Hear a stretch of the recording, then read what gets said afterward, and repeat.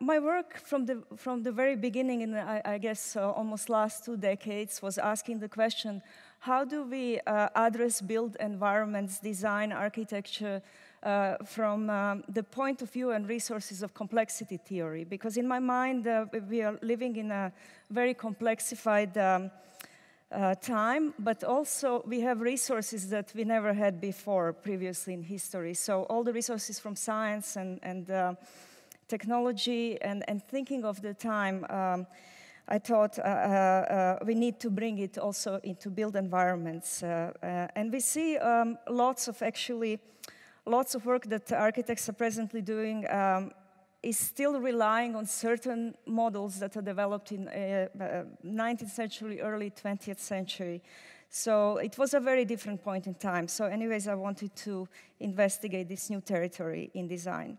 And I will just give you a little intro. Unfortunately, I'm not sure how much you can see the projection, but this is a game that I designed for my students when I was teaching at Columbia University in approximately 2001. I designed this game because I wanted students to learn some code and computational tools, but in an intuitive way. So I asked them to design a component, a very simple unit, and propagate it. So the rules of the game was only one component, but pay attention on its connections.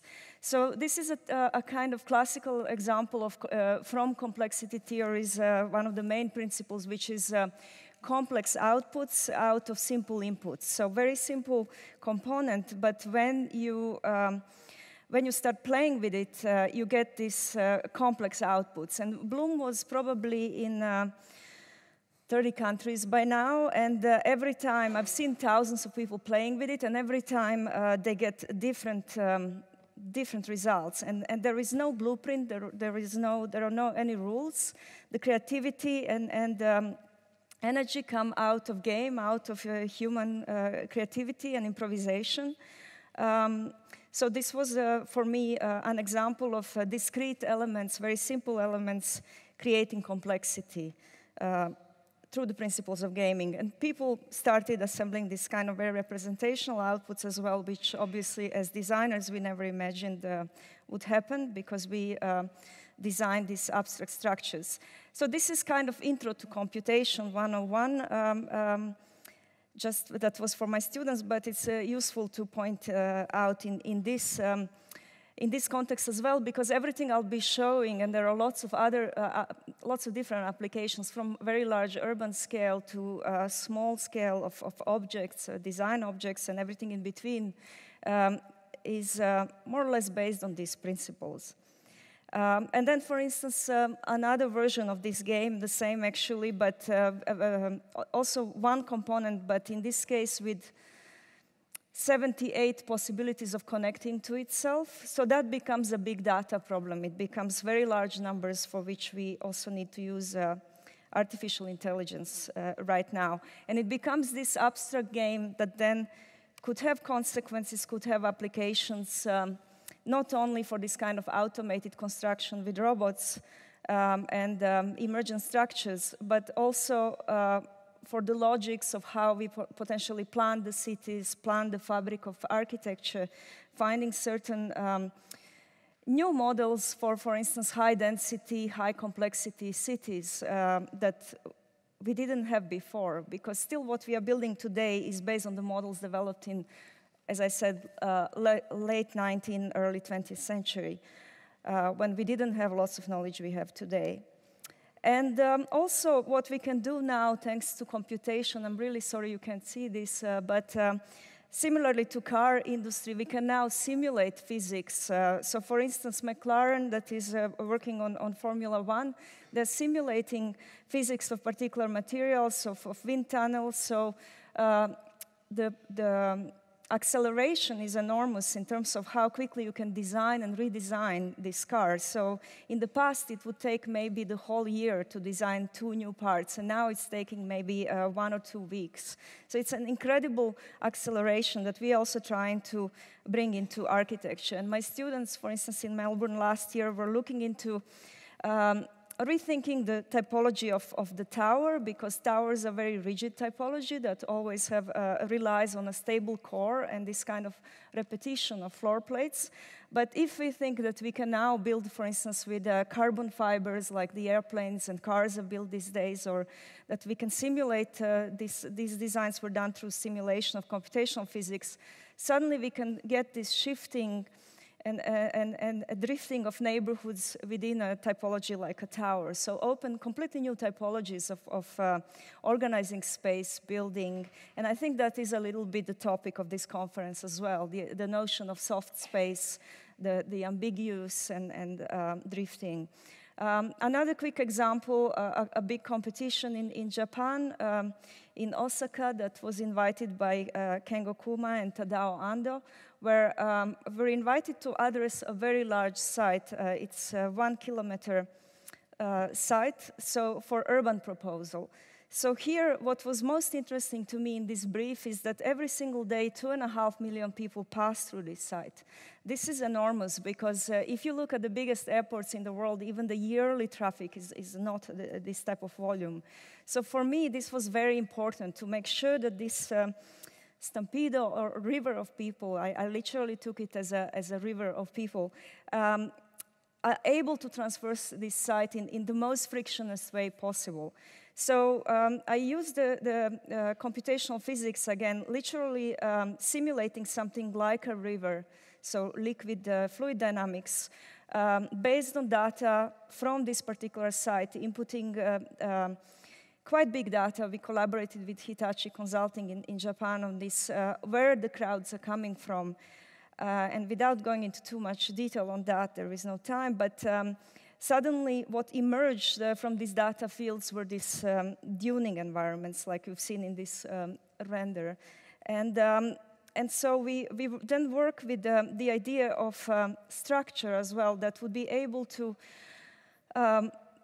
accommodate, again, such a high traffic. So in certain, it was like a cloud, structure was like a cloud, and the programming of the whole site was like a cloud as well. Very, again, drifting concept based on noise, like the natural clouds, you could say.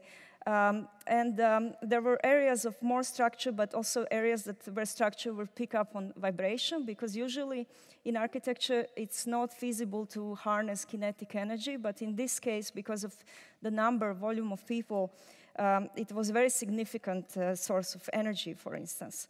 So we worked with Buro Happold, a very large engineering company from London, on 7 ways of energy production in this site. So the site was not only producing enough of energy for itself, but also for the neighboring buildings. This was based on our simulations. And then we also wrote algorithms that pick up on this data of this cloud and start generating different growth of structure and different types of structure as well. So these are some more renders. And then also working with the notion of Internet of Things and reprogrammability of this big site. And again, you shouldn't understand this as a finished design or architecture. This was just urban planning. So getting some vision of how these different systems of lighting, programmable water, for instance, wet areas, all sorts of other infrastructures could be reprogrammed. There was a swarm of robots that I called the urban pets that were cleaning the site as well. It was supposed to crawl on this massive site, etc. So it was really understood as urban operating system, something that is very alive and reprogrammable. Another quick example of these drifts or ruptures in the building, because I'm very interested in the ideas of complexity in the building and heterogeneity, that we can get at different moments in the building. But also I'm interested in the idea of aesthetics that are counterintuitive and that we were not able to develop before, simply, again, because we didn't have either the awareness or knowledge about something like complexity, or tools of computation and high volumes of computation that we have today. So this was a project for a very large port terminal, 350 meters long building in Taiwan, in Kaohsiung. And here I introduced these ruptures, these cuts, almost like canyons that were around 35 meters tall and 350 meters long. And we collaborated with Austrian company Reader Fibersea in asking them what can we actually push in terms of these facades, how can we open them to be something else, so how much we can vary these facade panels or wall panels, etc., because these canyons happen through the whole building, and they always have different character, like these parallel realities that you are passing through. So they said all the panels could be different because we can produce them robotically, we can tag them on construction site, but the underlying structure has to be horizontal, it has to be stable. So in other words, you can work on differentiation in 2 dimensions, X and Y, but not Z. So we programmed this multi-agent system, which is easiest to understand if you're not familiar with this concept, as, for instance, flock of birds or school of fish, so swarming behavior that we see in natural systems.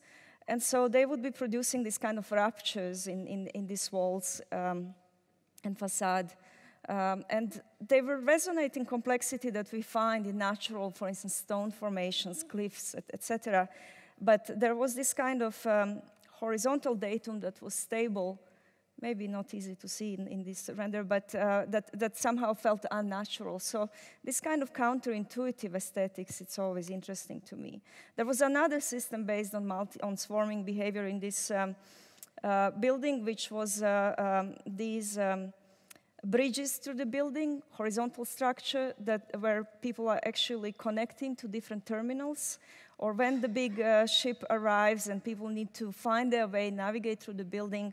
I was thinking, how do we make lighting systems or navigation or signages through this building more intuitive and more high resolution than this kind of on and off switches that we have classically in the building, which in my mind are very simplistic. And it's very different when you look at the sky, for instance, and the complexity of light when you have clouds and sun interacting. It's very high resolution versus the on and off switches in the building.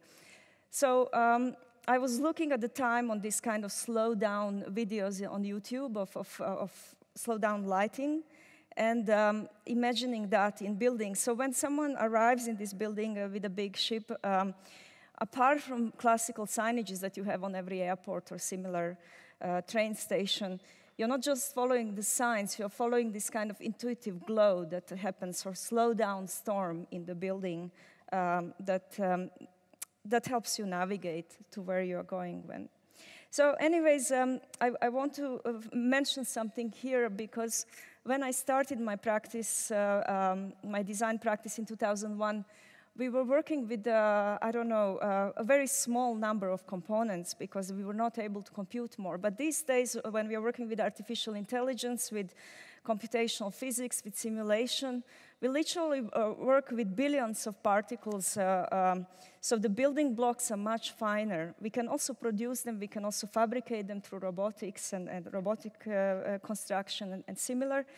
So, but what happens is that you as a designer, you are searching. It's almost like, it's very appropriate that we are in a diving pool, and my recent obsession with diving in antipodes, because I recently moved to Australia and started diving. But this idea of diving into ocean of possibilities and trying to unearth or discover this creature, this kind of design, is literally becoming beyond human cognition. So we are working on artificial intelligence to amplify human designer in that sense as well. It becomes like a pattern recognition.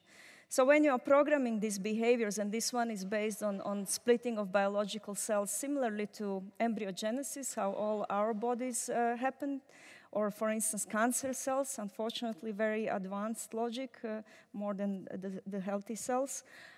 So this logic from biology was taken here and programmed to produce quite high resolution tectonics of these concrete walls. That this was a study for ornamentation, you can say, of the walls. But then also, if you add a few more dimensions, it becomes also a study of porosity of the 3D printed concrete walls. So these walls become lighter and acquire higher performance. And so for that kind of intricacy of structure and aesthetics, we now starting to use artificial intelligence to help human designer navigate through it. This is exactly the same algorithm, but just with a couple of dimensions less, applied for furniture design, for these benches that we printed with robots. Or the same algorithm, but applied to column. I don't know if I don't have a video here, but this is a 2.5 meter tall column that we printed in London with our students. They build a custom-built nozzle, so 2 colors again. And this was from Zaha Hadid Gallery. This was also at Centre Pompidou in Paris and Karlsruhe in Germany as well, displayed. And so, for instance, in this case, also very high resolution study for the facade of the tower.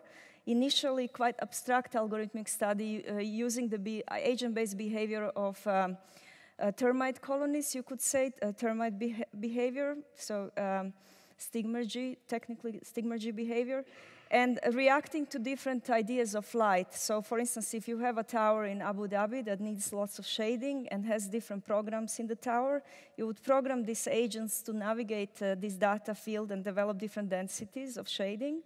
So these are just data fields initially. But then when we try to fabricate them, the data is too intricate compared to materiality. And then in order to develop a printing path for the robot, we needed to write another series of algorithms for path finding, almost like finding a path through the labyrinth of this type of information at a lower resolution. And then you get these type of aesthetics, which are totally different, because while this is very organic, and if you imagine driving and from 2 kilometers or 1 kilometer away, you see this tower, and the facade from afar looks like some sort of organic plant. But when you come closer, it looks something like a world of Minecraft, so a very technological and completely different characters. So this kind of drift from one nature to another, one character to another, was also interesting to me as a kind of aesthetics of this project.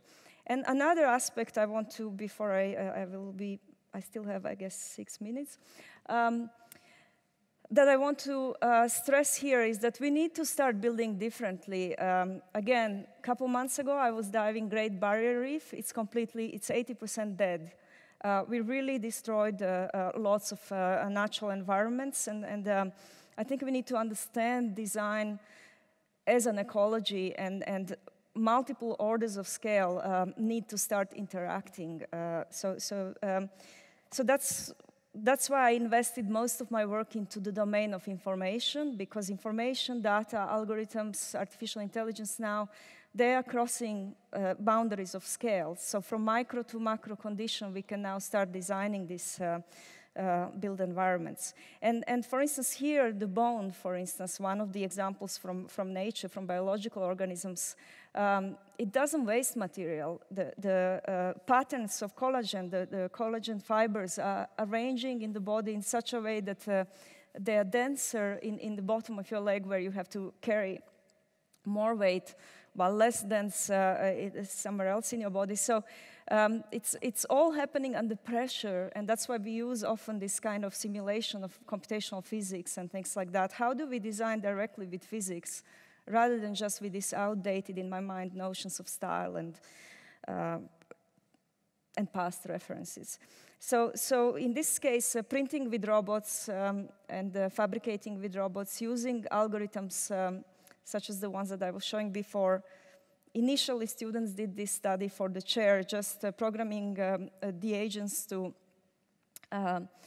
basically put more structure in certain areas or develop more comfort, more density of structure where it touches the body, etc. And then programming the robots through the constraints of a robotic path movement to be able to print that, working at different resolutions, etc. In this case, students use the simulation of physics to literally splash the body with a virtual liquid. So they're splashing this virtual liquid around the body, getting a data field that then it's converted through a series of algorithms into printing parts for the robot.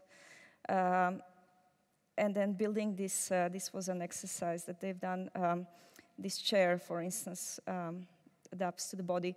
Or this type of column, again, printed in what I consider proxy material, because plastics are not a serious material for architecture, but it allows us to do quick studies. So over 3 meters tall column in a very weak material, but incredibly strong. And then also working with artificial intelligence in fabrication process with deep learning to teach the robot, for instance, for these structures, what the node is. So because whatever you design in a computer, when you start working with material, for instance, extrusion of this kind of thermoplastics, there is lots of material noise, contingency, the reality of matter that comes into play, that a robot has to react on the spot in real time in order to connect to each node. So using deep learning to train that kind of behavior.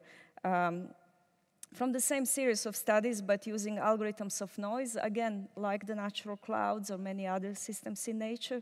So if the resolution of our structures in the building would be like this is an example of study of a column. So first of all, buildings are at least 10 times heavier than the laws of physics tells us they could be, or the systems in nature that we see performing could be much lighter. And we know that architecture and construction is one of the main contributors to the crisis that we are in terms of climate change and ecological crisis. So we really need to reinvent how we construct, how we build, how we design.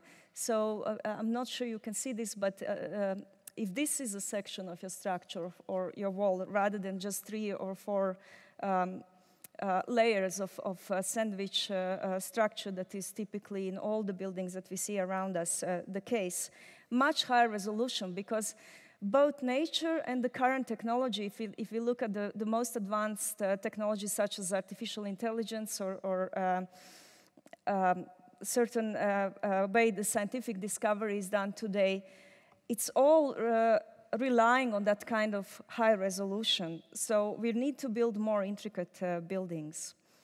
And I will just finish because I'm running out of time. I still have 1 minute. With this project that I've done last year for the Venice Biennale, which was a Croatian national pavilion for the Venice Biennale, based on some of the studies I was showing of these lightweight lattice structures. And here we used, again, something like swarm of fish. Really cannot see anything. So initially I designed a larger field that had 500,000 voxels, so 500,000 of these little lattice units, to develop something very, very complex. But because of the time, of course, you always have to work with resistance of matter, with materiality, with physical processes. We only had time to print 40,000, so that is less than 10% in what was initially designed. But still, this was a kind of redesigned field for a smaller amount of printing. And we printed this structure for the Biennale, which this was one of the columns. There were 3 that was swarming. That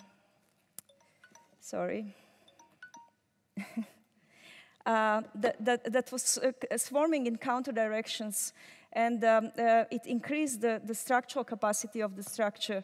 But also, again, the way I started this lecture, very simple input, small input, simple output. These columns, they read as if they are natural swarm, but they only have 4 states that they're working with. So very little repertoire, but lots of differentiation again.